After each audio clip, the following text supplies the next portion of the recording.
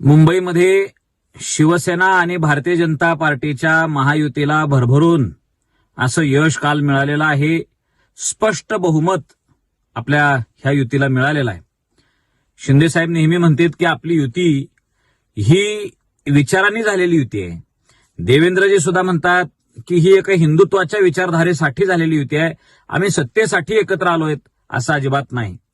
परंतु मुंबईची एकंदरीत परिस्थिती बघता, महाराष्ट्रातल्या शिवसैनिकांची इच्छा बघता, आता भारतीय जनता पार्टीनं सुद्धा मनाचा मोठेपणा करून मुंबईचा महापौर पद हे शिवसेनेला द्यावं अशी इच्छा आम्हा तमाम शिवसैनिकांची आहे आणि ती मान्य करून शिवसैनिकाला मुंबईच्या महापौर पदावर बसवावं अशी विनंती आम्ही करतो.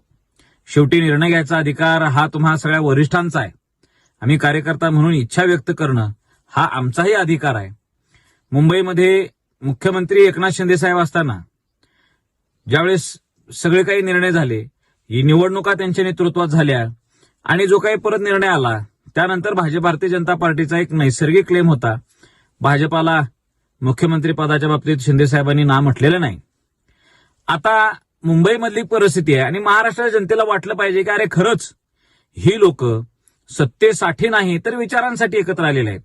एकमेकाला सांभाळून घेतात, एकमेकांच्या मतांचा आदर करतात, एकमेकाच्या पक्षाला आपल्याला सगळं मिळावं असं न करता इतरांनाही द्यायचा विचार होतो असं वाटावं म्हणून भारतीय जनता पार्टीनं एक हा विचार नक्की करावा.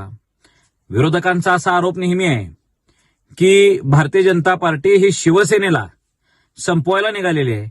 हा आरोप खोडून काढायची संधी आता या निमित्तानं आलेली आहे आणि देवेंद्रजी आणि हे असतील, बाकीचे शिंदे साहेब असतील, हे असतील, ह्या सर्वांना एक विनंती आहे की विरोधकांचा हा आरोप 100% आपण खोडून काढावा आणि शिवसैनिकाला मुंबईचं महापौर पदावर बसवावं एवढं सांगतो. जय महाराष्ट्र, जय श्रीराम.